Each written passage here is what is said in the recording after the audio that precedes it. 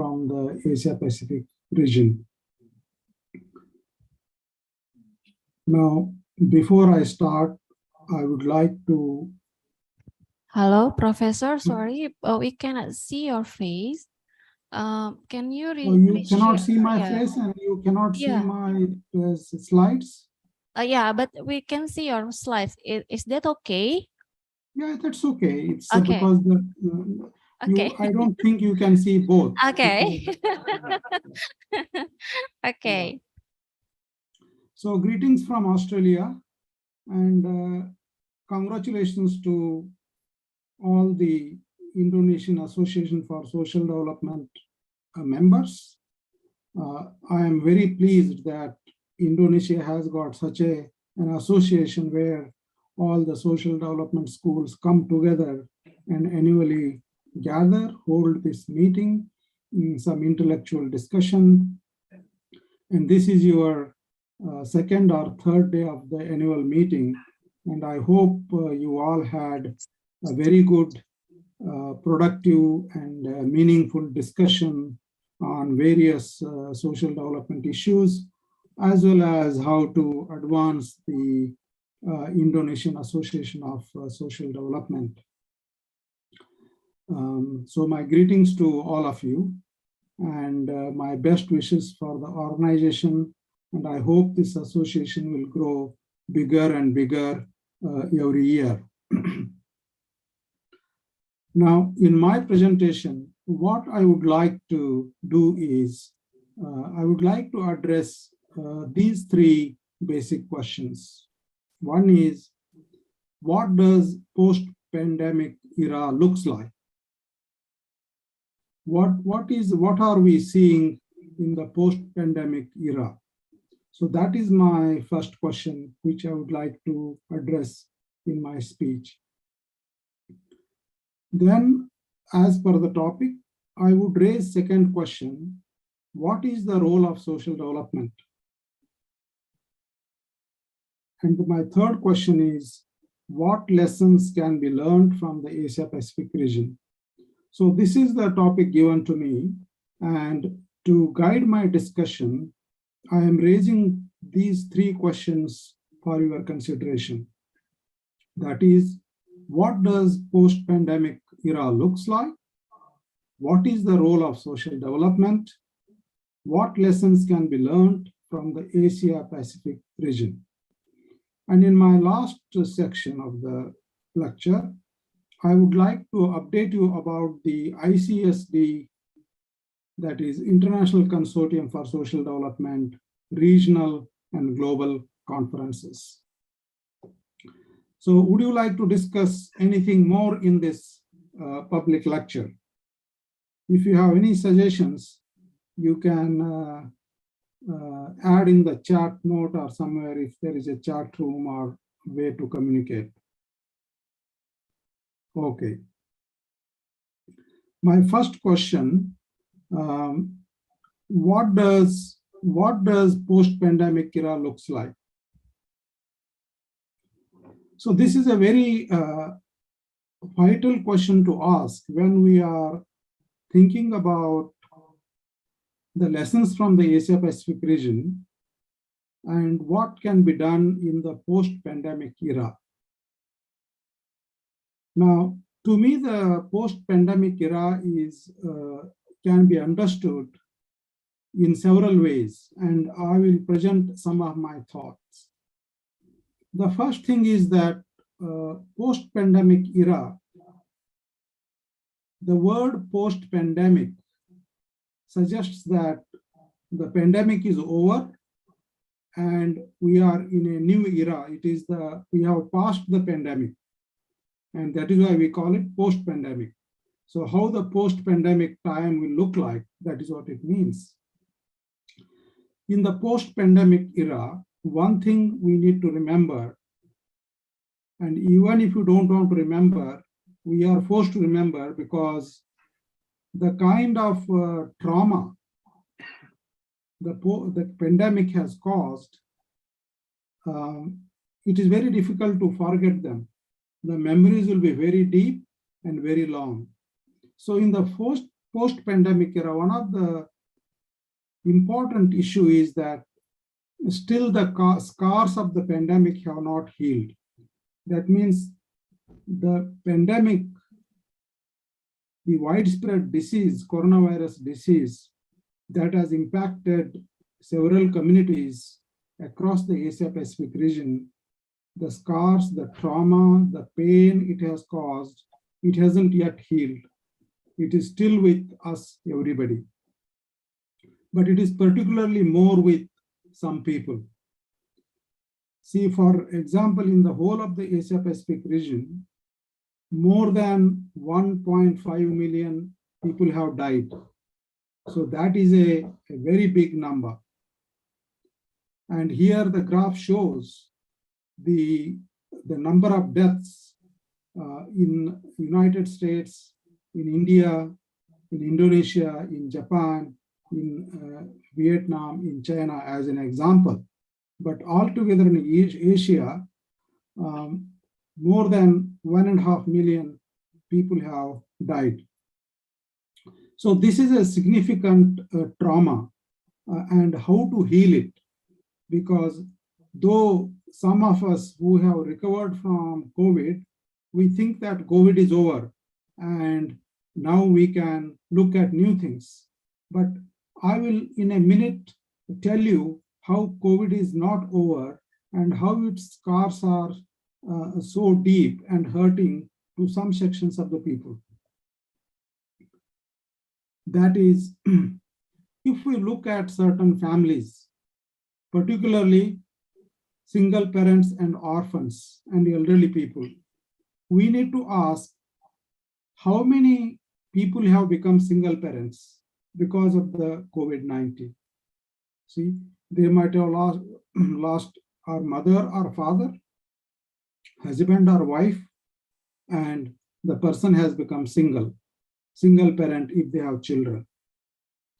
And imagine the situation of these people, that those who have become single parents and those who do not have children, they have become just single individuals. In case of families where both father and mother passed away due to COVID-19, and if they had children, and think about the orphans, the children who do not have any parents. And that is also a significant issue in the post-pandemic era. And similarly, the elderly people, the elderly couple who have lost either of the partner have become single. So these are the scars which will take a long time to heal. And it has got significant consequences in post-pandemic era. Now, out of 1.5 million people who have passed away in the Asia region, and perhaps more than that because the statistical figures are not accurate, we do not know exact figures of how many people are single parents, how many children have become orphan, and how many elderly people are living alone. There is no Asia-Pacific statistics or even country-wise clear statistics available to know this magnitude of the problem. But I can imagine that this problem exists in every country, and it is one of the challenges in the post-pandemic era to look at the welfare of these people.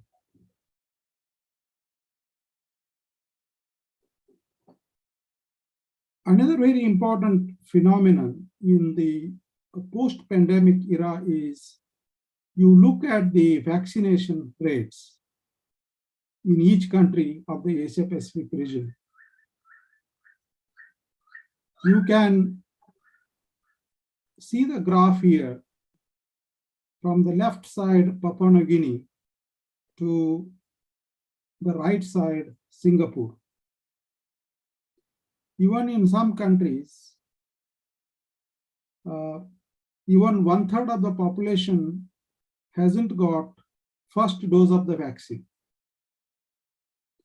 The blue color shows first vaccine, The red color shows the second vaccine, and the green color shows the third booster, third vaccine. So many countries haven't crossed even 50% of the population. Only a small number of countries have completed 50 or 60% of the maximum is only about 70%. That is Cambodia, South Korea, China, and Singapore.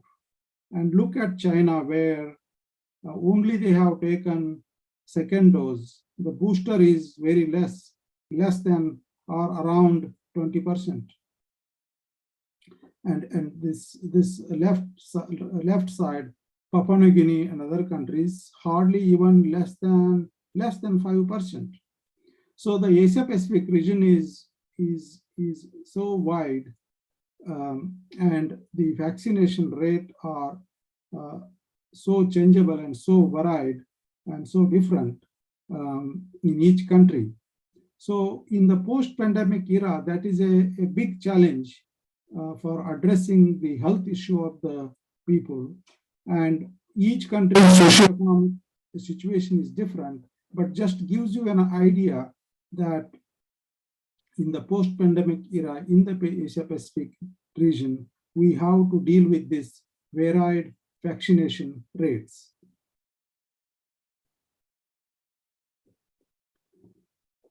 Third way of looking at the post-pandemic era is that during the pandemic, interestingly, what has happened, what we all have discovered is that there are certain weaknesses in the health systems and the manufacturing systems. And these weaknesses were there even before the pandemic. But the pandemic has helped us to look at these issues, because these issues became, like they are opened up, they were covered, they were hidden. But this pandemic has gave us an opportunity to look at these issues. Like in terms of health, it has clearly shown that our health infrastructure in many countries is not adequate, whether it is hospitals, hospital beds, medicine and masks, sanitation, cleanliness services and facilities. All these were not adequate. And any kind of pandemic like this occurs, we have realized that the health system, the health infrastructure is not adequate. And this has been exposed. And it itself begs a question that in the post-pandemic era, what we need to do, what each country needs to do. Similarly, it has exposed that in each country, the trained, well-trained health professionals are not available. They are simply inadequate to deal with the serious health issues in any country. And the third one is that during the pandemic, we also have realized that our manufacturing systems are not adequate. Even for simple things like masks, many countries were depending upon other countries to get those masks and other related health equipments, protective gears, imported from other countries. So because they were not able to locally produce, and they were having no such systems of local production.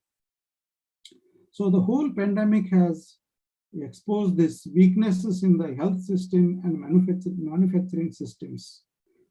In the post-pandemic era, that raises a question that how do you, having earlier these issues were there, they have been hidden, but this pandemic has exposed them. In the post-pandemic era, we just cannot forget them. We need to look at what can we do to address these issues, because if similar disasters happen, we need to get ready.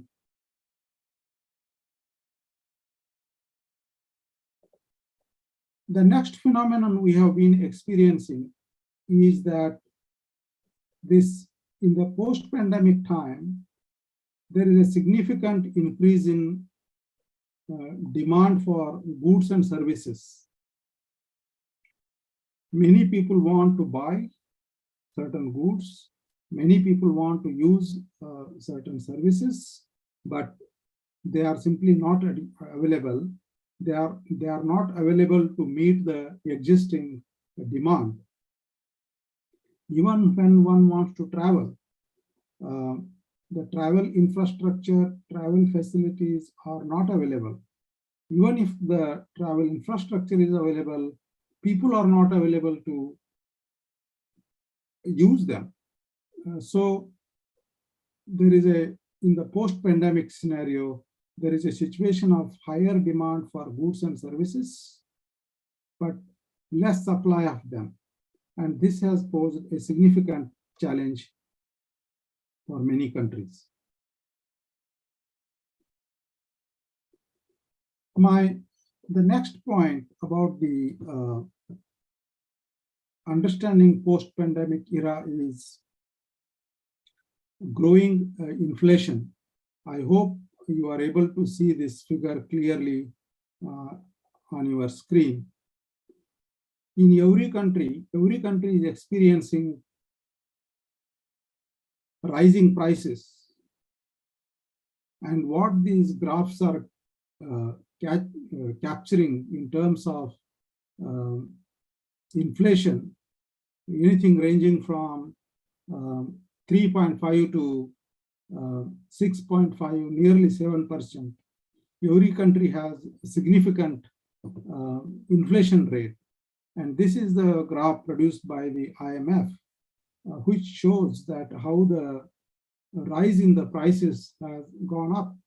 Now, this growing inflation has created significant pressure on the poor families, on the disadvantaged sections, on the informal workers, on the day-to-day workers, because the income they earn and the things they have to buy for their minimum standard of living, there is a significant gap, and people have to compromise. In even some places, they are not able to have grains or provisions for the full day's meal. So this growing inflation is one of the important symptoms of post-pandemic era.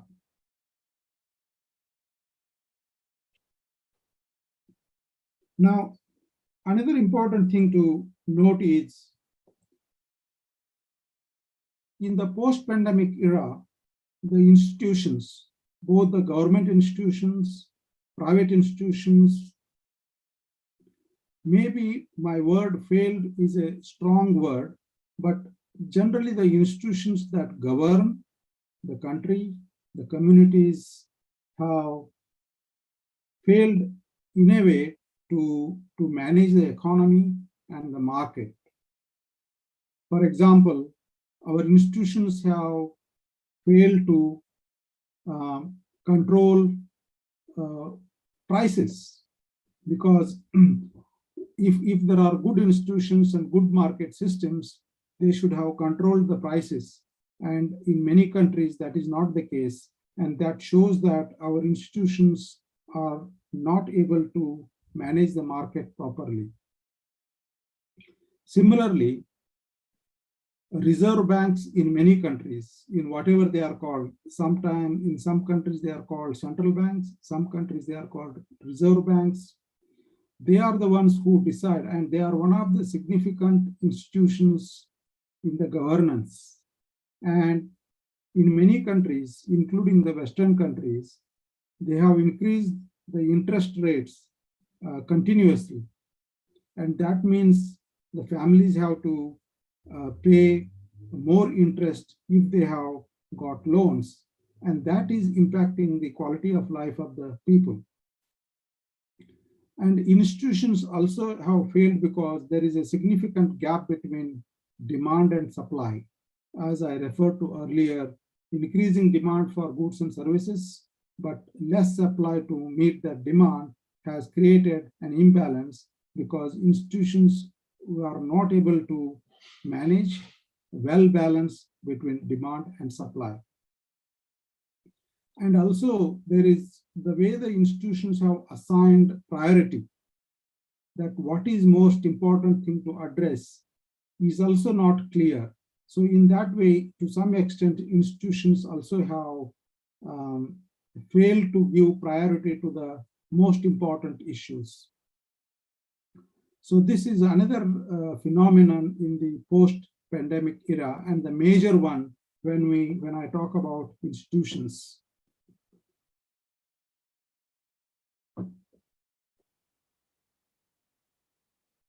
The another thing that has occurred as a result of the pandemic and in the post-pandemic time is that there is a change in the work structure. Many people who started working from home have realized that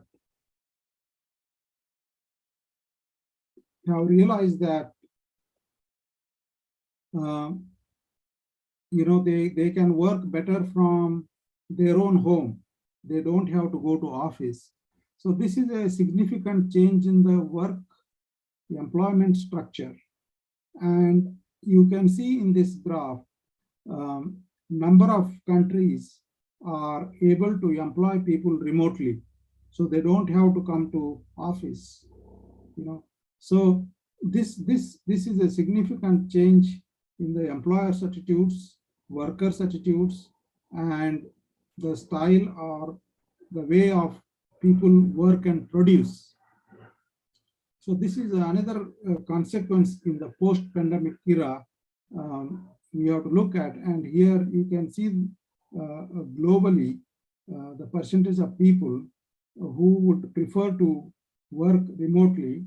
And recently, number of advertisements posted on the internet for the remote jobs have increased in many countries as an example, and this is based on the international survey. And in another survey conducted by another organization that shows that 56% of the Asia Pacific employees want a flexible arrangement. They do not want to go to office every day. They just want to go. Some people want to work 100% from full time from home, and some people want Prof. Power, yes. Sorry, we cannot see the chart, the detail of the chart. Could you please click the slideshow, or you can turn it off first? Can you see now? Okay. No, no. It is still small for us to see. Could you please turn off the screen show? Okay. Turn off the screen show first. Turn off. Okay, and slideshow. Okay. Could you please okay, click the slideshow? Okay, it is still okay. The appearance still the same. Okay. Could you please end slideshow again? Yeah. Okay. Okay. What can we do? Yeah. Yeah. Or maybe you can present in the previous way. You can end slideshow and you can present the previous way. You can end slideshow because it is too small for us. It is clearer for us. Okay, it is clearer. Is it clear? Clearer? Okay. And then you can click Zoom. Yeah. No, not that one. You can click and slideshow, please. Yeah. Okay. And then you can zoom out, make it bigger. Yeah. In the right below. No. Zoom. Yeah, zoom. No. The right one. No. This one. Nah, yeah. No, not that. Not that one. The right one. The right one. No, Okay. no. Nah, zoom. Okay. Okay. Smaller, please. 50 maybe. 90. Is it clear? Okay. Okay. Thank you. Maybe this way is enough, Professor? Yeah, that's okay. Okay. That's fine by me. Yeah. Yeah. Okay, thank you. Okay. Thank you for intervening and fixing this, because it is important that you should be able to see the slides. So what I was saying is that in the post-pandemic era, both in the employees and employers, there is a significant change in the work style or the work structure. The surveys are showing that more than half of the people do not want to go to office every day, and so that we need to consider, because it can significantly change. And the other phenomenon that has led to all of us is that, like, we are meeting. I'm sitting here in Australia, and you are all in Indonesia. Some are in Jakarta, and some are in different towns. And we are increasingly depending upon digital technology, that there is increasing demand and increasing dependence on digital technology. And that also poses several issues for the post-pandemic era. And so this increasing demand on digital technology is an important and interesting development for all of us, and it has got many positives and many negatives, and the post-pandemic era should recognize and address it.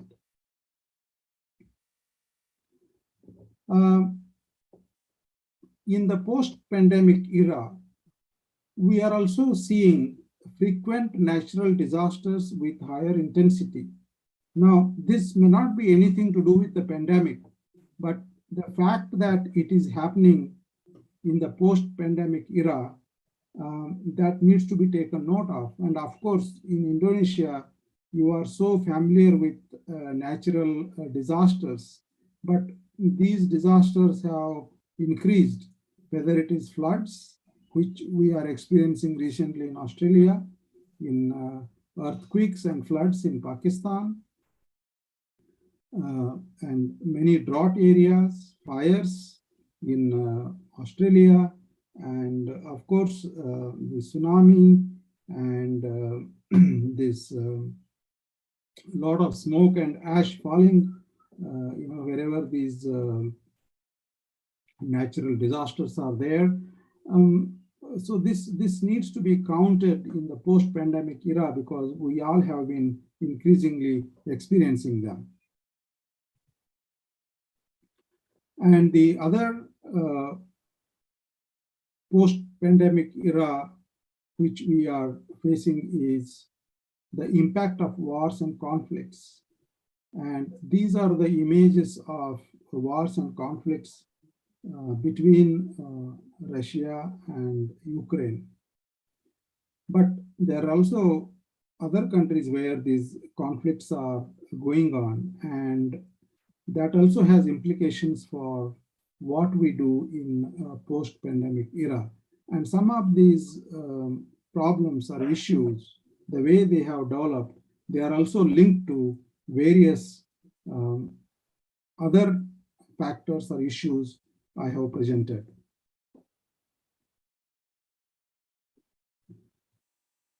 In the post-pandemic era, we also have been experiencing regional geopolitical tensions.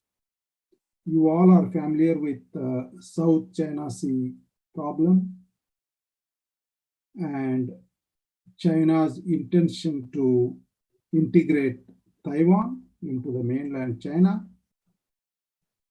And as a result of that, the regional tensions that are taking place, like AUKUS has been formed here in Australia, bringing United Kingdom, Australia, and the US together with all that submarine deal. And that has created tension in the surrounding countries in the Asia Pacific region. Similarly, the 4 countries, what they call is Quad countries, that is India, Japan, Australia, and the USA, they have come together. They have created another regional group.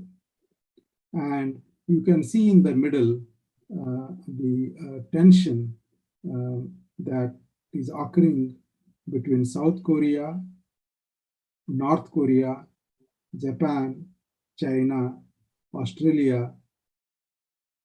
So this whole regional tension also is building up, unfortunately. Though Asia Pacific is by and large a peaceful country, but these developments are causing stress and they are shifting priorities of the institutions. And that is why earlier I said our institutions have failed to give priority to the right things.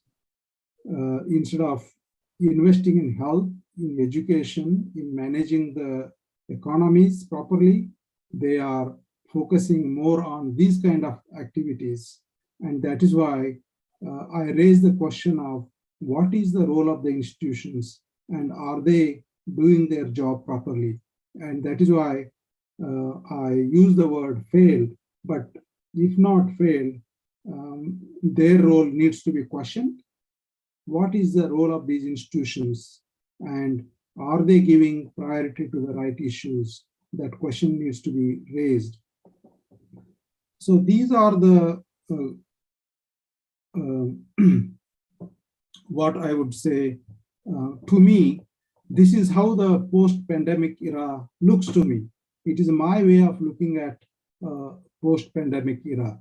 To summarize, post-pandemic era looks to me like still the pain, the trauma, the scars have not healed. There are many people who are impacted by the pandemic are still suffering. The health coverage in terms of vaccination coverage is varied, and some countries have even not crossed 20-30% of the vaccination. There are several weaknesses in the systems, particularly health systems, manufacturing systems that have been exposed. There is a higher demand for goods and services. As a result, there is increasing inflation or growth in prices. I am also wondering what kind of roles the institution needs to play and they are playing. And there is change in the work infrastructure. There is demand for and dependence on digital technology. There are increasing natural disasters with frequent frequency. The impact of wars and conflict, though they are not there in the Asia Pacific region, but they can impact the Asia Pacific region. And there are regional geopolitical tensions. So this is how, to me, the post-pandemic era looks like. And all of you who are attending this lecture today, for you, the post-pandemic era may look differently, and you may like to add further points, further issues to this post-pandemic era. So this is what the post-pandemic era is like. And now in this post-pandemic era, now the next question comes is, what is the role of social development? Right? So that is what I have been asked to deliberate on. So what is the role of social development? So to address my second question of the lecture, I say this. Now, the role of the social development depends upon how do you understand what social development is, because everybody doesn't understand social development in the same way. There is a significant problem in understanding social development because some people understand social development in a very narrow sense. And for them, the role of social development will be quite different. Say, for example, some people feel or some people think, conceptualize or theorize social development as only welfare, social development as only poverty alleviation, social development as dealing with the poor, disabled, minority groups. So it is nothing to do with the economic development, but it is just to do with some welfare activities. Some people think social development in that way, and I do not think, and that is not my understanding of social development. So if one understands social development in that narrow sense, then the role of social development will be very limited. But my understanding of social development is that social development is both, it combines, it integrates both economic and social development. It is not just welfare alone. It is social development focuses on the well-being and welfare of the whole population, not just minority or poor people. It is the well-being and welfare of the whole population, universal population, and that is the social development. And it integrates both economic and social development. That is the comprehensive social development and not just welfare activity. So with that understanding of social development, we need to think about what is the role of social development. Here, first role of the social development is applying values and principles of social development. Now, what are the values or principles of social development, you may wonder. And this is a foundation and a major pillar for thinking about the role of social development. And in the post-pandemic era, as well as during the pandemic, these social development values also have been significantly magnified, which we can see. Earlier, I have written and argued in my editorials of the International Journal of Community and Social Development that if you look at the different countries, how this social development values have played out in looking at or dealing with pandemic. And in the post-pandemic era, these values and principles have to be applied. To make my point clear, I will just give you one example. What kind of values social development people have employed. Say, for example, take for example China. China even today believes that human life is more important than the economic activity. So everybody should wear masks, everybody should be isolated, everybody should be treated properly. Even if the market closes, industry closes, factory closes, it doesn't matter. But it is human life is most important. So valuing the human beings, valuing the life is the value of social development. On the other hand, take for example USA or many other countries. There, the strict lockdown was not followed, and many people were protesting that these lockdowns, isolation rules, mask wearing, mandated mask wearing should be stopped. People should be allowed to go out. People should be allowed to go to workplaces. And the economy, the marketing should be the priority, and it should continue. Even if people are dying, thousands of people are dying, but the economy should go ahead. People should keep working and keep earning. Now, these are the very contrasting, conflicting values. But the social development value is the human development value. It is not the economic development value, right? So this is we need to apply the right values and principles of social development when we think about the role of social development.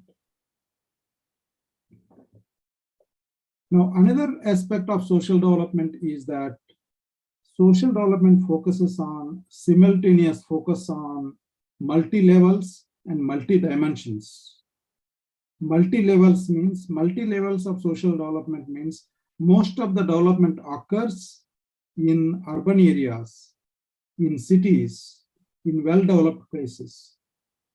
But social development focuses at the multi-levels, at the village level, at the rural level, at the sub-district level, district level, provincial level, then the national or state level, then the international level. So social development demands that the development must occur at all the levels, from the grassroots, village, community level to at the global level. That is one role of social development, or understanding of social development. The second understanding of social development is that social development occurs at the multi-dimensional level, multifactorial level. That means in my book, I have argued that multi-dimensions of social development is that social development is not economic development or welfare delivery. Multiple dimensions of social development, for example, are it is health, it is education, it is economy, it is employment, it is housing, it is welfare, it is importance of the building institutions, taking care of the weaker sections. So it is a comprehensive dimension. It is taking care of the cultural aspects. So the multiple dimensions. So the role of social development should be, that is why working at the multi-levels as well as multiple dimensions.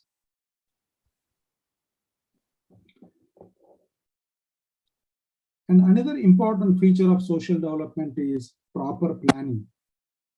Proper planning and proactive planning requires interventions according to the plan and developing plans before the incidents, before the events occur.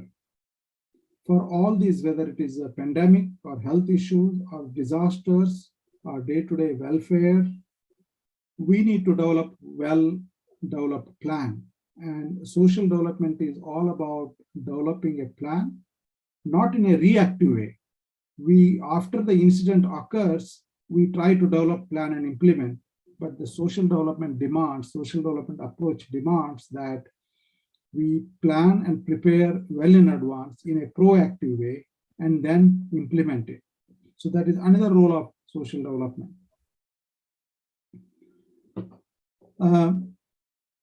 Then another point in rural development is that the role of social development is the social development needs to be value-based. Social, economic, and political strategies. It needs to employ several strategies at the social, economic, and the political level. And these strategies need to be value-based. Social development is a value development. And without values, just social, economic, political strategies will not work. So it has to be a value-based social, economic, and political strategy. It should be ethical strategy.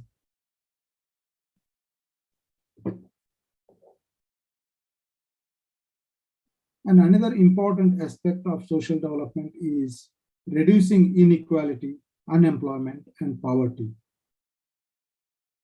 Many commentators have argued that what is happening in the pandemic time and in the post-pandemic time is not new. These inequality, unemployment, and poverty, these problems were there even before the pandemic. But the pandemic, the coronavirus spread of the disease has increased these problems, inequality, unemployment, and poverty. And this is another major agenda of the social development, and it just reminds us that this magnitude of all these issues have increased. And the last aspect of social development, understanding the role of social development, is promoting peace and environmental sustainability.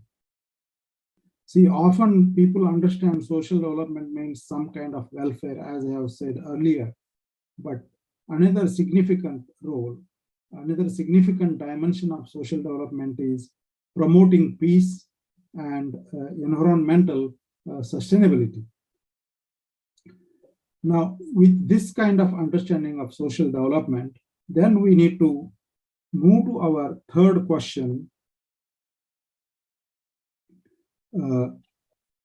that is, what lessons can be learned from the Asia Pacific region to address some of the issues from the social development point of view. In terms of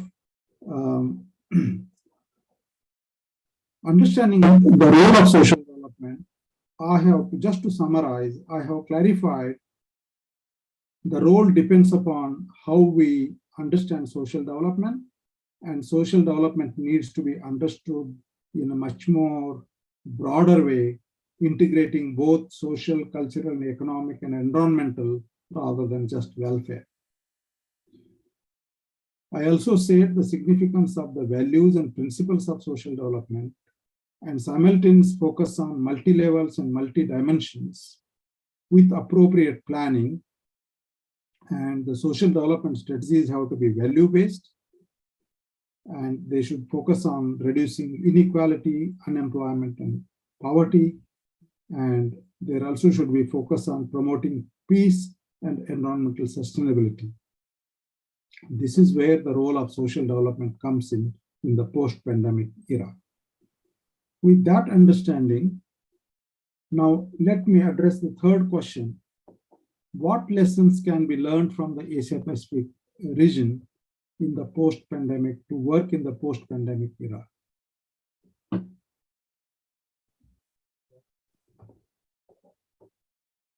Now, number one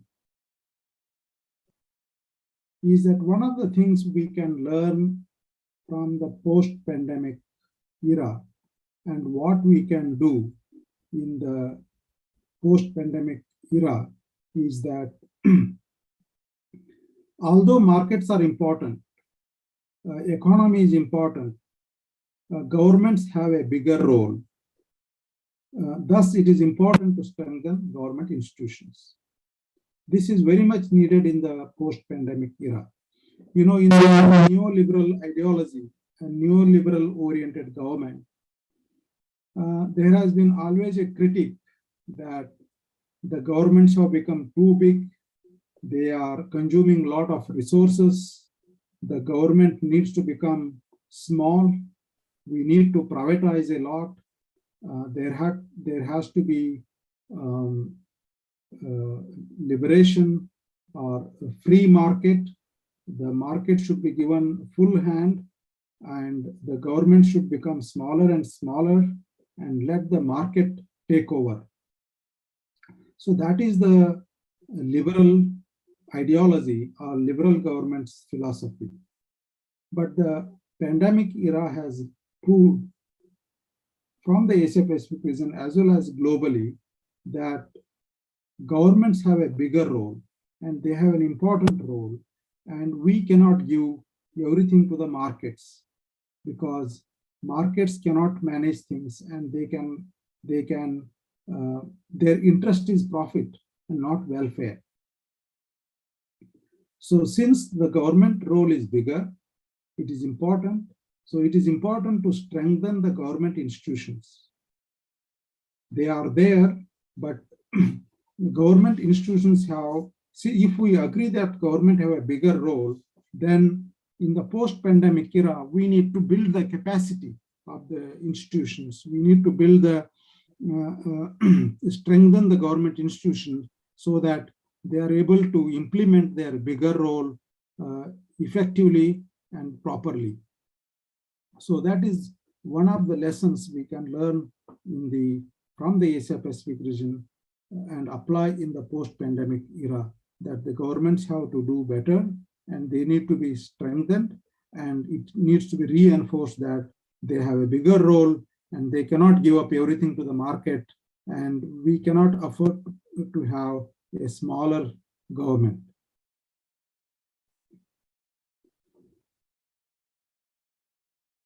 The second lesson we can learn in the post-pandemic era is that proper planning, preparation in all aspects is essential. From pandemic, we have learned that if we do not plan, it can cause human disaster, human tragedy, and many things cannot be implemented, planned, and served to people properly. So proper planning and proper preparation is very much is essential, and in all aspects, not just in one aspect. And in Indonesia, you have really seen with your own eyes when disasters occur, when there is proper planning and preparation, a lot of tragedy can be prevented. But if there is no planning and preparation, the same disaster can cause a lot of damage and loss of lives and property. So it is just not disaster. In all areas, in all aspects, proper planning and preparation is needed. And in the post-pandemic era, we need to have significant emphasis on planning and preparation.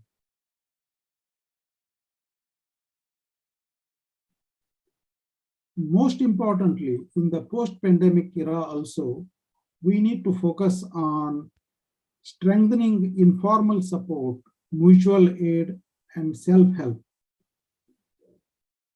Because the pandemic era has proved that when the markets fail and when their services are not adequate, are not effective, ultimately what has helped is that it is the informal support of the people and communities, it is a mutual aid of the people and communities, it is self-help of the people and communities. These are the things which have helped people and communities. So while there is a trend to lose these informal support, mutual aid systems, in the post-pandemic era, we need to focus on how can we build these, create or re-strengthen or give them some, proper policy and program support to sustain informal support, mutual aid, and self-help.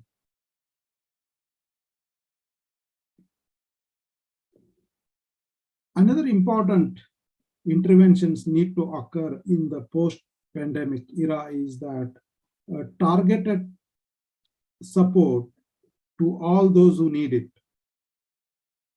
Sorry, there is an error there. The first two should not be there. It should be targeted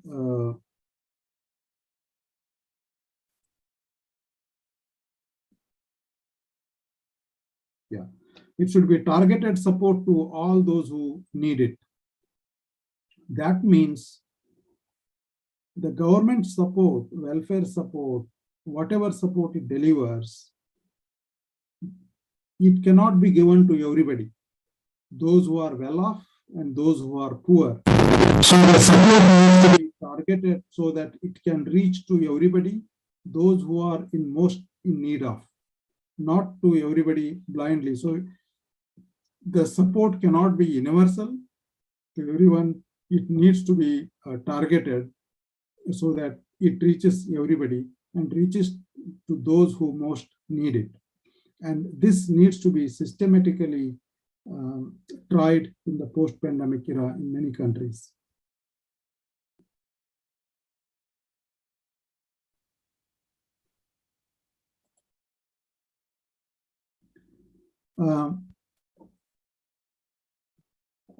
Another important thing in the post-pandemic era, what we can learn from the Asia-Pacific region is that we need to enhance self-reliance and reduce dependence by promoting local manufacturing systems. because of the globalization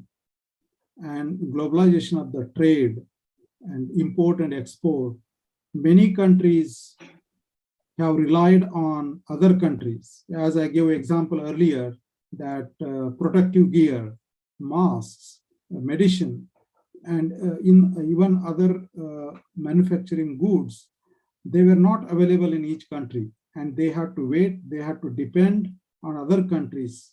Now, since this pandemic has exposed this weakness, every country should plan what are their essential requirements, and they should establish local manufacturing, local production systems, so that they are self-reliant. They don't have to wait for another country to support and export them, those goods and services. They can produce locally.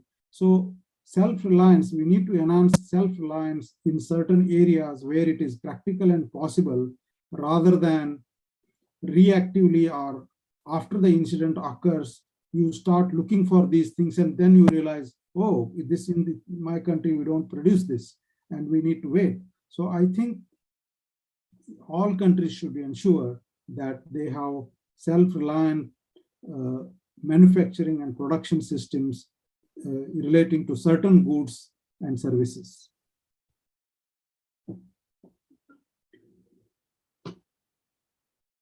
Another lessons we have learned in the pandemic era, which needs to be applied in the post-pandemic era, is that we need to respect and follow scientific evidence, and we shouldn't politicize the health issues. For example, in some countries, some political parties believed in wearing a mask, but in another political party, opposite party, believed in not wearing a mask. I mean, this is not based on scientific evidence.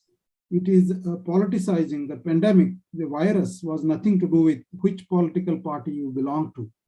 The virus doesn't understand different political parties. It just understands how to infect. So in the post-pandemic era, when it comes to science, when it comes to health, we need to go by scientific evidence rather than politicizing it for self-interest or self-interest of the political parties and misleading people and giving misinformation to the people based on certain political agendas.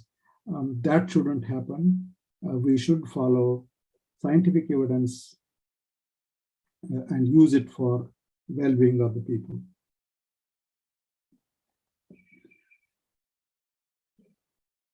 We also need to keep stock of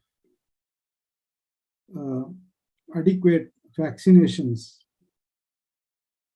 because many countries, even if they want to have vaccines, many citizens have not got adequate vaccination in their countries. So it is important to increase the supply and adoption of vaccination. As I showed you in the earlier graph, only in the Asia Pacific region on the whole, about 60% of the people are vaccinated. Another 40% in some countries, even to 90% or 80% in some other countries, people are not vaccinated. It is important. The pandemic has gone, it has reduced. The severity of the spread of the disease has reduced, but still coronavirus is there. There is potential people can get infected. So I think we shouldn't forget and relax or become complacent. We should still aim to increase the supply and educate people to adopt these vaccinations so that they can prevent the disease.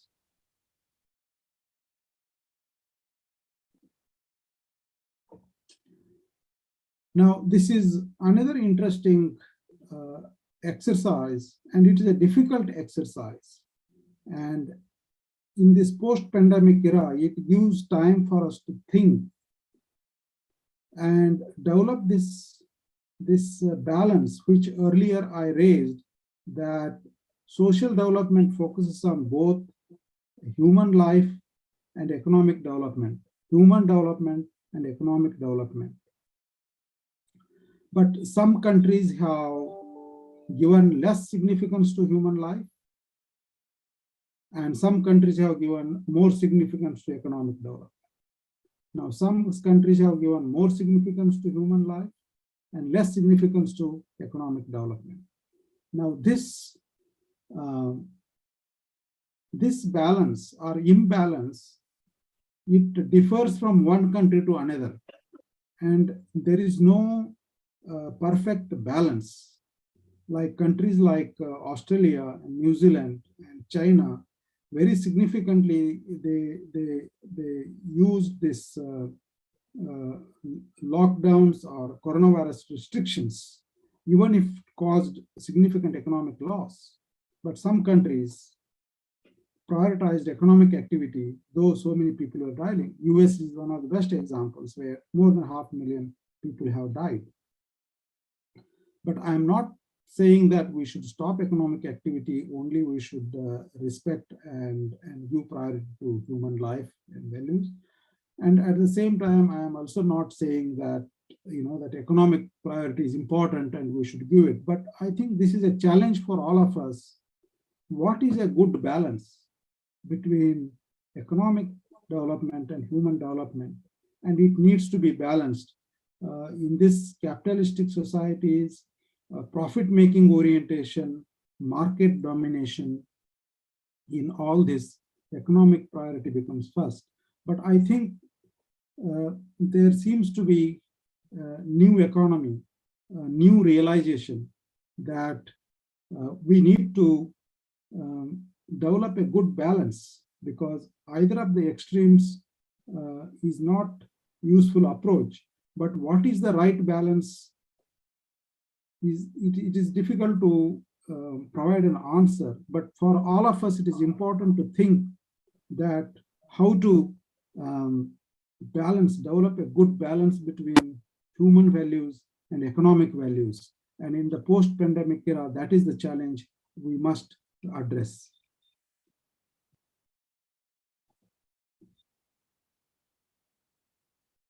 Now, this is another very important element or important aspects of the post-pandemic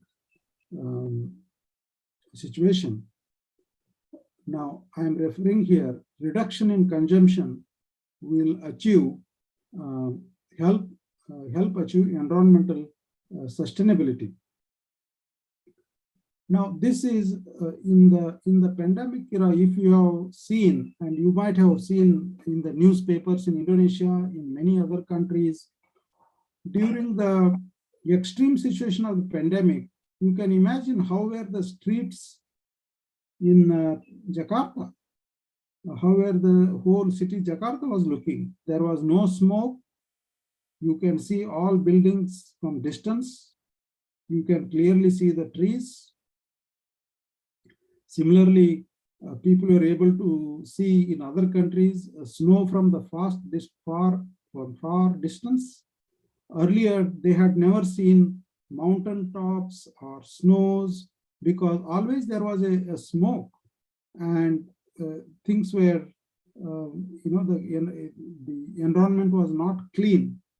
But the pandemic has helped us to realize that when there is no transport, there is less consumption, automatically environmental situation improves. I hope this improved in Jakarta during the pandemic. Am I right? Did it improve or not?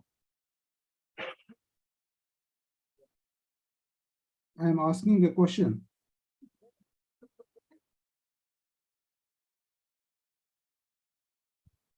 Sorry, So, Prof, yeah? I'm asking a question during the pandemic, whether the environmental situation in Jakarta improved or not. Yes. Yes, Professor. Yeah. Yeah. So thank you for confirming. So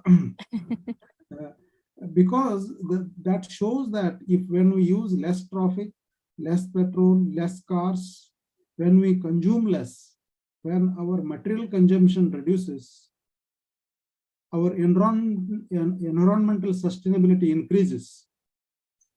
Now, that is proved in the pandemic. Now, in the post-pandemic, we have to implement it, that we have to reduce our consumption, whatever possible. Reducing consumption doesn't mean food and water.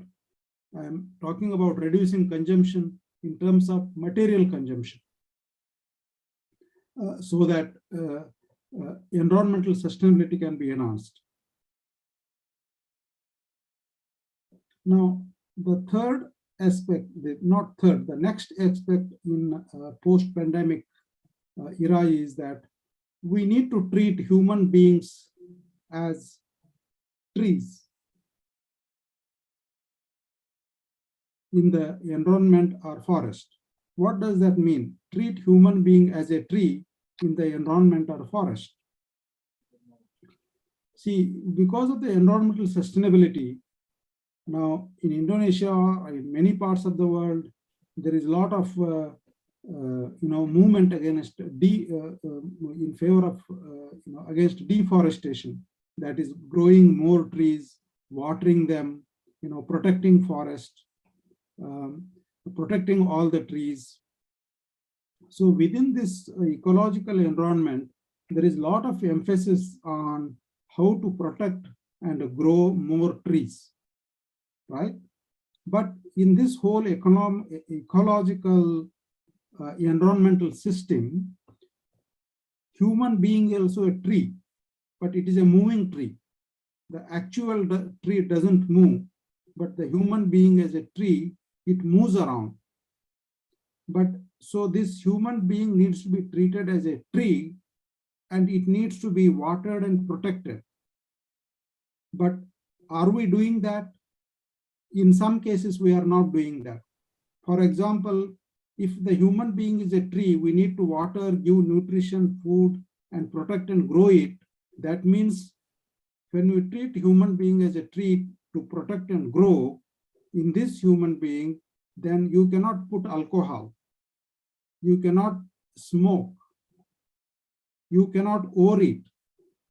So if you are overeating, you become obese.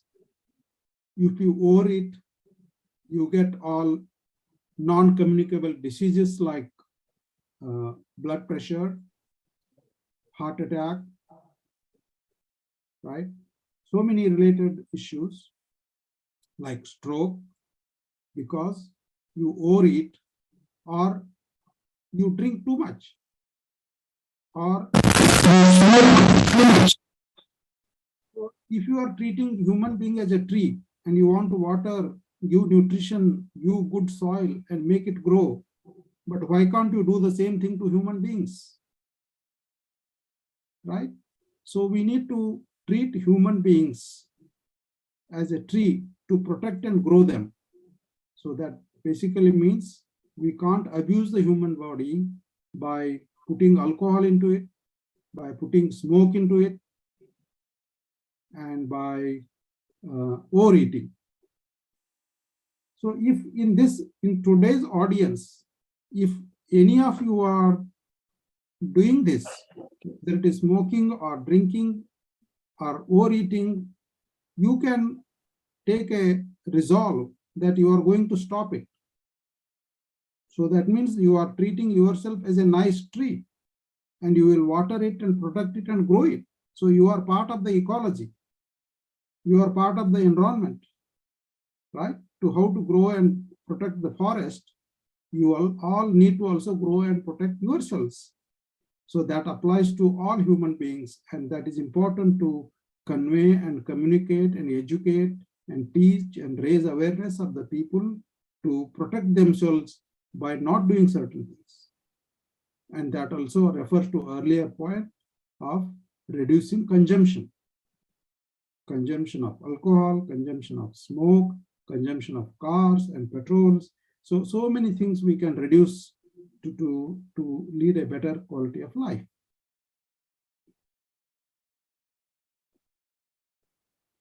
Now, in the post-pandemic era, we also need to learn to adapt and thrive in new economic realities. The new economic reality is that earlier I showed.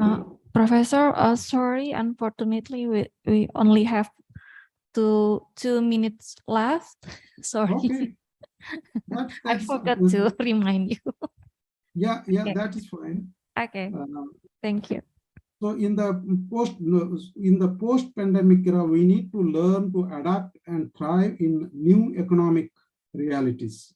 And that means our growth rates, our inflation rates, they are all going to change, and we need to learn to adapt to them. And in many countries, there is no proper health data gathering, management, and sharing systems.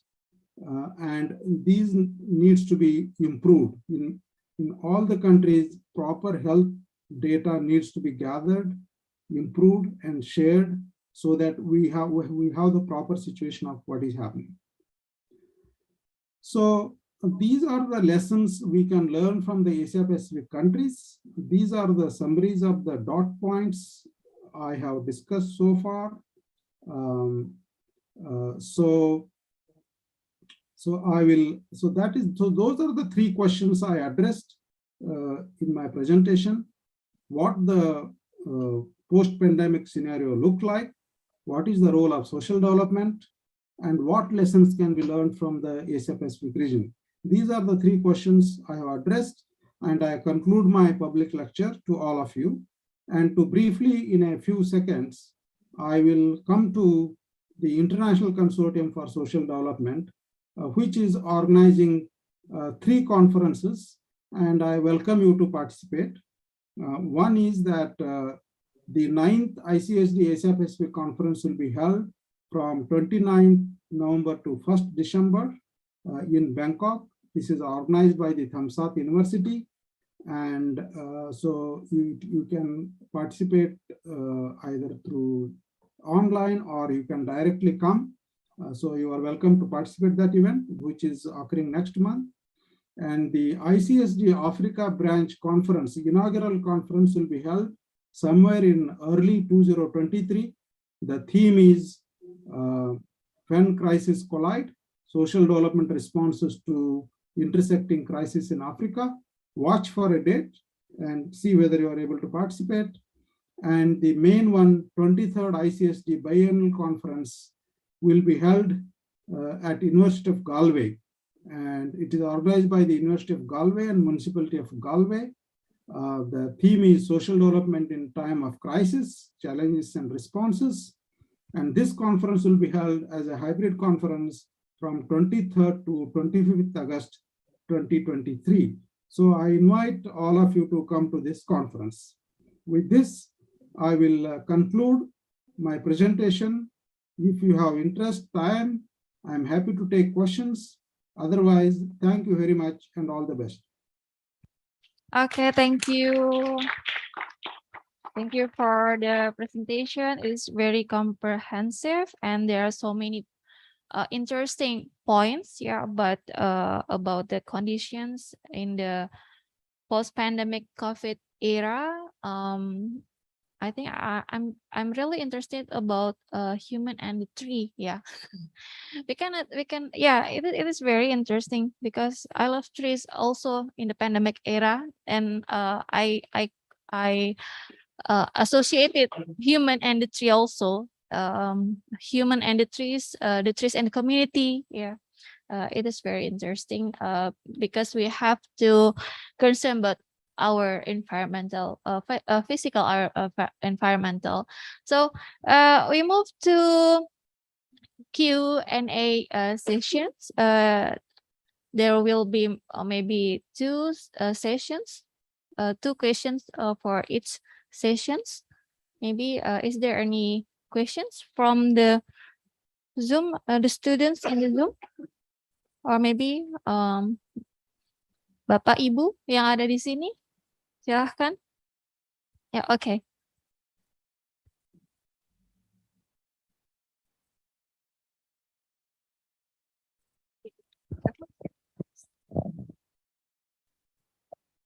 Thank you, Professor Manohar Pawar, for your very important presentations. And thank you for being here with us. I have one question.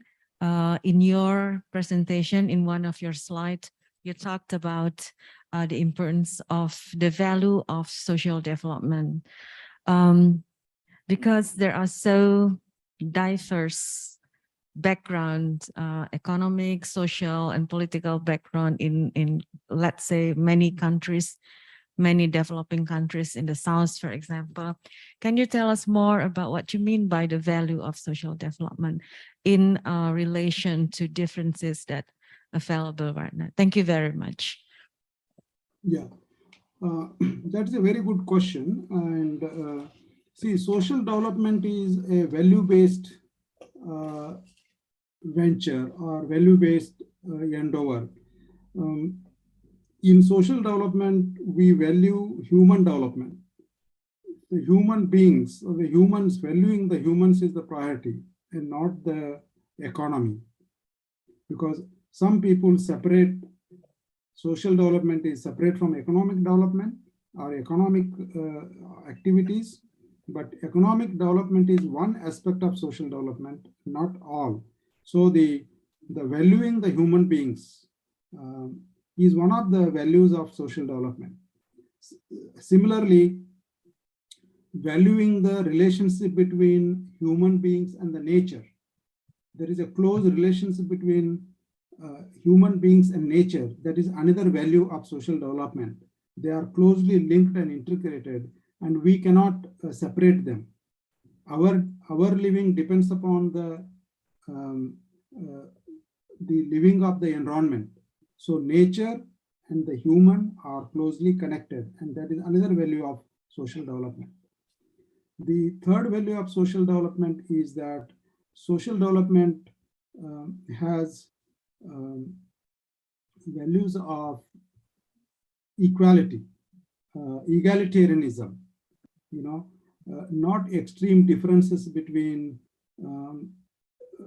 communities and human groups. So we try to reduce inequality, increase equality. So equality is another value of social development. The another value of social development is participation. We in social development, it needs to be people-centered development, people-oriented development, not from the top down, somebody decides and people are just asked to follow. So there are several social development values that, human development, ecological development, reducing inequality, right? Participation, people-oriented development. So these are some of the values of social development. And that is why all our strategies, social, economic, political strategies should be along with the social development values, like people's opinions and people's views. They have to be taken into consideration. And it has to be, people should own their development. It has to be a collective development. So that is the value of social development. I hope I have answered your question. Okay, thank you, Professor. Maybe another question, please, from Zoom. Okay, please. First of all, thank you, Professor, for the presentation. In your explanation, you explained that maybe you have to mention your name. Oh yeah, I'm sorry. My name is Anissa Nuza from the University of Indonesia. So you explained in your explanation that COVID-19 had a significant impact to Indonesian citizens, but there are also a more deeper impact towards those in the working class, and worries arose on its impact to poverty. And despite the projections that were made during the pandemic and by the experts, the Indonesian government managed to limit the poverty rate increases. Many safety net had been attributed to this due to by the social protection programs and the mobilization to disperse social assistance. However, COVID-19's impact can still linger, especially for those in the middle and the working class. So from your perspective, how to cater and include those who are at risk of falling back into poverty in the social development scene? Thank you. That is an excellent question. And you are correct that is why I said the governments have got a big role because that was proved during the pandemic that market couldn't meet the demands of the people and communities, and the governments have to quickly realize they borrowed money from others and started distributing in terms of cash or kind to the directly impacted people, because people are unemployed, particularly in the informal sector, agriculture laborers, other industry workers, a lot of suffering and unemployment, and a lot of things happened. And the government took immediate measure to, offer the social protection to them. And they rightly did. And some governments reduced it. Some governments have stopped it, or some governments have changed the eligibility criteria. But some people are back into employment. Some people's lives have become normalized, but still there are some people, carrying the same disadvantage, same burden, and the pandemic has significantly impacted. And that is why governments have to carefully introduce. That is why I said targeted support. Targeted support, I meant that it is important to identify who are these people still lingering and suffering, and they need to be supported both through counseling as well as financial support or support in kind, so that they overcome the situation they have experienced. And some people will take long time. So I don't think the government should just decide and stop it, but they should work out a system where these families, these individuals are identified and the government services are delivered to them.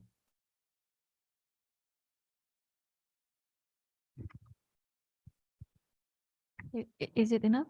Okay, thank you, Professor. Yeah. Okay, the next session, maybe, is there other questions? Okay, Professor Anton.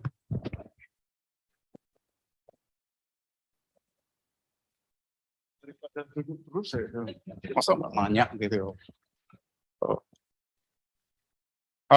Manohar, I'm Anton Damanik. Maybe you still knows me. Yeah. Yeah. I can. Okay. Thank you. Prof. Manohar, you mentioned that you try to generalize the situation of post-pandemic COVID in Asia Pacific, but in my opinion, I have a different opinion because as I read from some article reports, there are many cases where the local communities lost of their trust on government, so that they try to refuse or reluctant to accept the government policy, the government programs. I read the case in India as well as in Indonesia. There were so many people refuse or are reluctant to be involved in vaccination program, for example, in pandemic situation, because they didn't have any trust to government. They accepted it as a political campaign or political programs that directed to their specific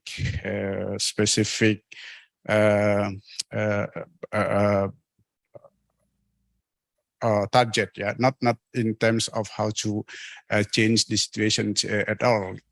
So, do you have any, or do you have a base case, for example, that in Philippines or maybe also in Japan that during the COVID pandemic, the local communities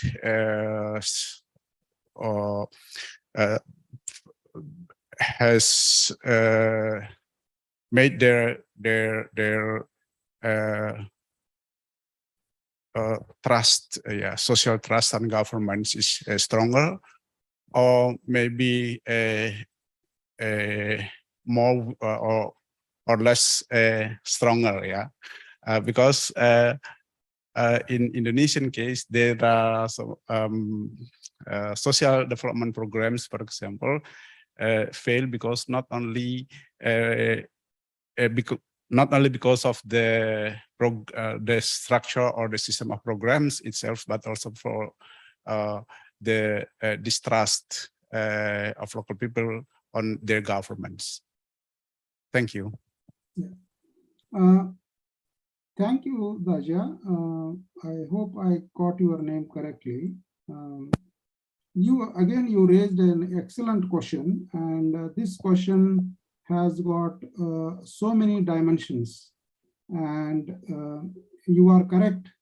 The trust, how the trust got impacted, and particularly people's trust in the government, in the politics.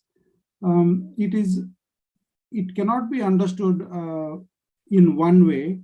The issue you are raising is quite complicated, because politics is one reason, because in many countries taking the vaccination was politicized. As I said, certain political parties believed in the virus and its infectious nature, and some political parties didn't believe it. So that impacted the like disinformation impacted the people. But some people also, irrespective of so that is a factor, that some politicians misled the public. That is one factor. The second factor, completely different to the first factor, is that some people did not take vaccination because there was also disinformation or true information that generally to develop vaccine, the genuine natural process vaccine, it takes a long time. Some people told me that it takes 7-8 years, but in a short period of time, in 1 year's time or less than 1 year's time, these pharmaceutical companies developed these vaccines, and nobody knows what is the long-term impact on human beings of these vaccines. Even I have taken, some of you might have taken. That question mark remains, that what is the impact of the vaccine, and is it a genuine vaccine? Is it going to help or harm?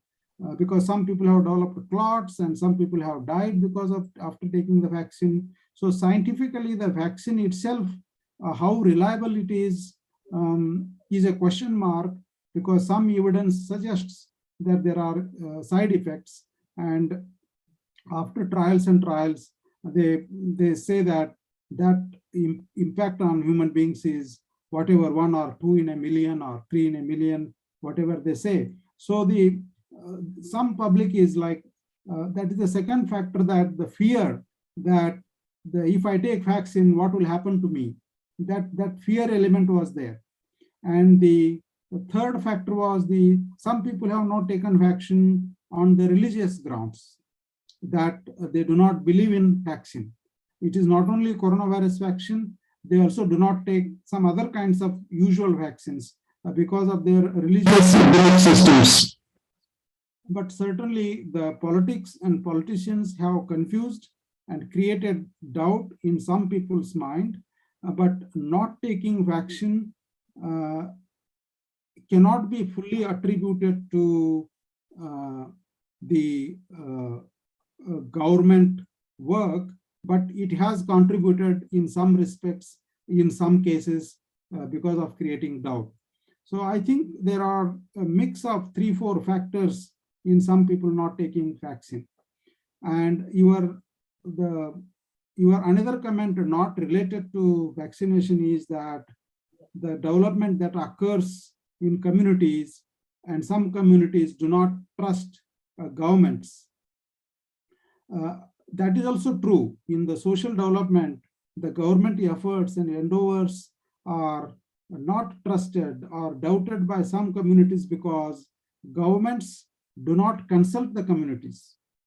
And governments, without consulting, introduce policies and programs, and without consulting, withdraw policies and programs or stop policies and programs. So the people's participation is not there. And when something is working, something is good, people are not liking it. But if the government decides to stop and withdraw it, and then people become unhappy, they become disheartened, and they start blaming the government that why did it stop? Because it was helping people and communities. So in that way, in the development process, if the government policies and programs are not participatory, not people-oriented, not collective-oriented, then it creates some kind of doubt or reduced trust between the government and communities. I hope I answered all your 4 questions. Okay, thank you, Prof. Anton. Thank you, Prof. Power. Maybe the last questions, please. Yeah. Okay, please mention your name, please. Okay, Professor, my name is Ruli. I came from Flores. It's not so far from Australia, I think, and Timor Island nearby. I have a question for you, and first I thank you for your explanation today, your lecture, and I just have a simple question, and it is connect to your presentation about reduce our consumption. My question is, how can we reduce our consumption activity, or I can say our consumption desire in the era where the capitalism and the market always persuade us day by day to buy and buy something, or to eat and to eat something. Thank you, Professor. Yeah, and this is again a very good question, because in the post-pandemic era, we need to think in a new normal way, in a different way, and trying to think differently in a creating a new economy, because of this capitalism, market, profit-making motive, and capitalism, we have reached a kind of extreme human intervention, causing damage to the ecology, environment, and in the pursuit of production and consumption. As one of the sustainable development goals is to reduce consumption in the interest of the ecology and climate, we have to prioritize that what is needed, for the reasonable human living. And in the pandemic, as I said, that when the traffic, the petrol consumption, movement of the cars, the use of transport, when it reduces, climate improves. Healthy oxygen you can breathe. Now it is all in our hands, all in the government policies and programs, that how we can reduce consumption, because maybe the capitalists, or the way they make profit, or the way they market, that needs to change, and that is why there has to be some value orientation. If I'm consuming something, is it needed for my health? Do I need it? Or is there any way to achieve the same thing differently, that causes less harm to oneself as well as to the environment? So these are new initiatives and new ways of thinking and doing, and we all need to collectively think and try to develop certain new strategies to deal with this, because of course over a period of 80 to about 50, 100 years, capitalism has dominated and these production systems are dominated. And we need to look at what is the minimum consumption that is required, right? There are people who live for just 2 shirts, 2 pants, and for the whole year they don't do anything, you know. But there are people who buy every month, you know, they have got 20, 30 shirts and pants. And similarly, there are people who live with just 1 pair of footwear, shoes or whatever. But there are people who have dozens. Now, similarly, you know, as I said, there are so many things where we buy, we use, we throw. Do we need them? So these are the questions we need to ask. Of course, in this modern world, some consumption is needed. We are all used to certain things. We can't completely do away with, but we need to think where we can reduce. And already there are good examples of reducing, recycling. You know, there are small successful experiments, and we need to replicate and expand them. But the question you raise are very significant, and they should make us think differently and act differently. And by drawing on these successful examples, we can try to reduce our consumption.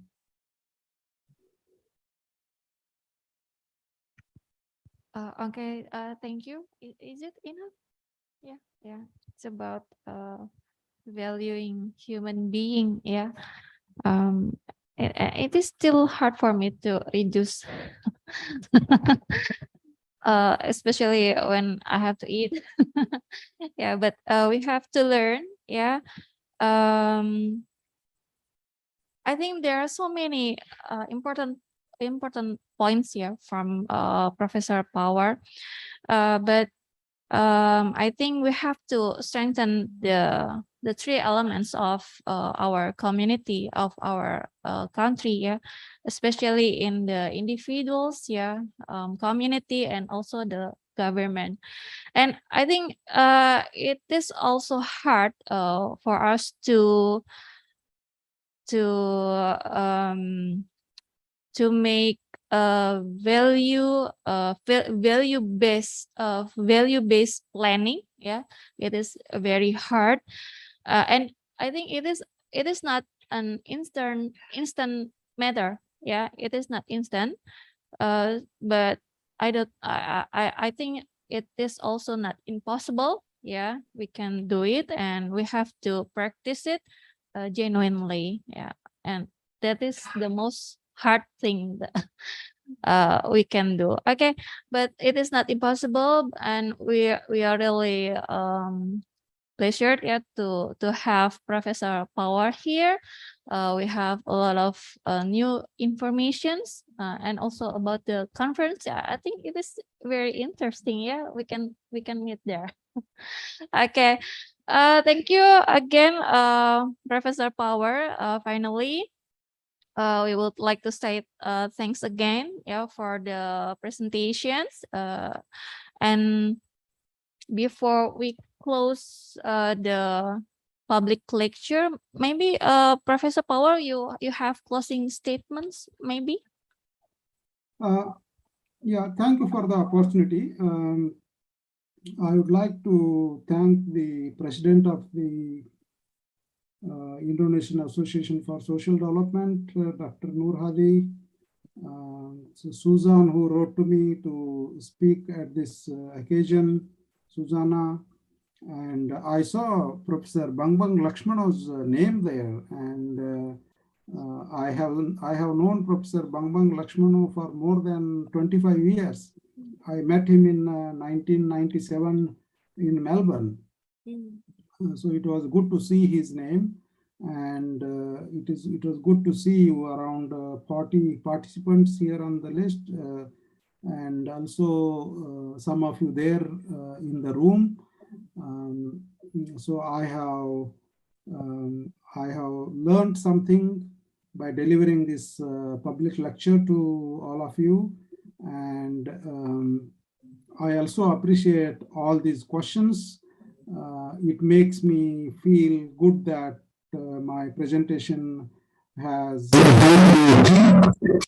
questions, and I hope you carry on this kind of discussion in your classrooms with other students, so that we need to build a new collective movement to try to live in a new way, in a different way, so that we lead a better life and we allow others to lead a better life, including ecological systems.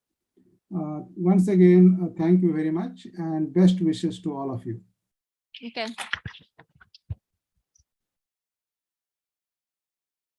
Okay, thank you once again. But Professor Power, excuse us, but we have to get photo session. Yeah. Yeah. It is very important for us in Indonesia. Yeah. Okay, maybe if you could lead the photo session, or you. Okay. Yeah. Okay. So you want Baik, me to kepada remain Bapak for Ibu the diharapkan photo untuk Tolong maju ke ke depan. depan untuk foto session? Do you want bersama. me to remain for the photo session? Yes. Yes, Professor. Yes, Professor, we would like to ask you to stay a little bit longer in the Zoom room because we have to take a picture together with the audiences here. Yeah. And I would like to also invite it to all of, yes, okay, to all of the audiences in the Zoom meetings to open their camera. Kepada penonton yang berada di Zoom meeting, diharapkan untuk membuka kamera karena akan ada sesi foto melalui screenshot.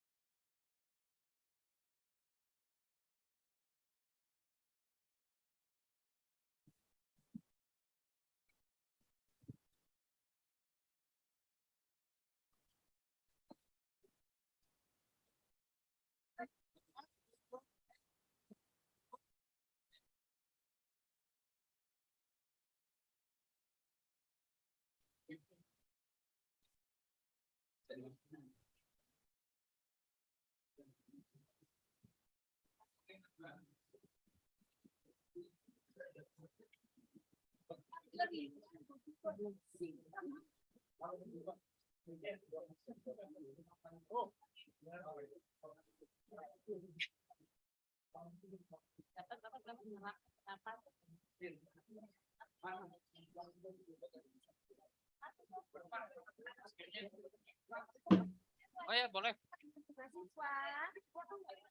Ayo masuk saya biar ada kuning-kuningnya. Sini. Biar yang foto masuk. Ayo.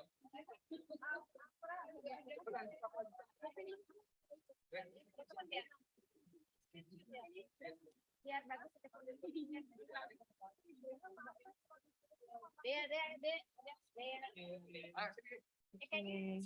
Apa bukan tertangkap apa sini aja gimana sih enggak kuning sendiri biar kelihatan muda ya. Masker buka deh. Dihitung ini hitung Ya, lagi. 1, 2, 3. Say cheese.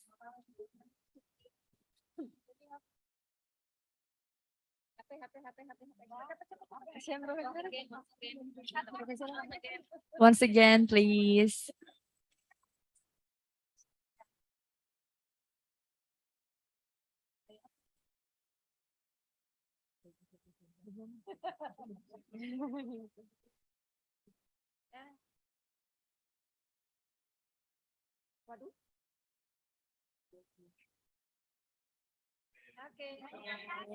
Terima kasih. Thank you, Professor, for staying with us. Yeah, We are really glad to meet you today. Same here. I will probably meet you next year in Indonesia.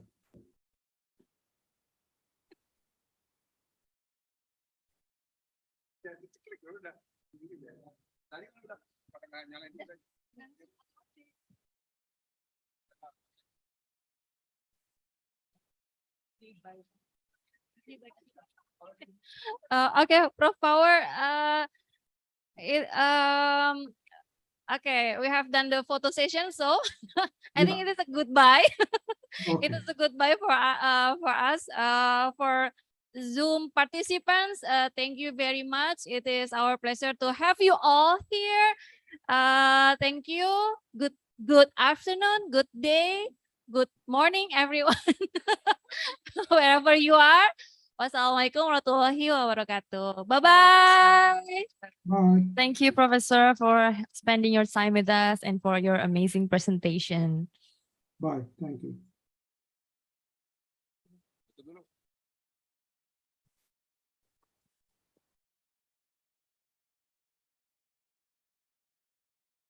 Baik, Bapak dan Ibu hadirin, dengan berakhirnya sesi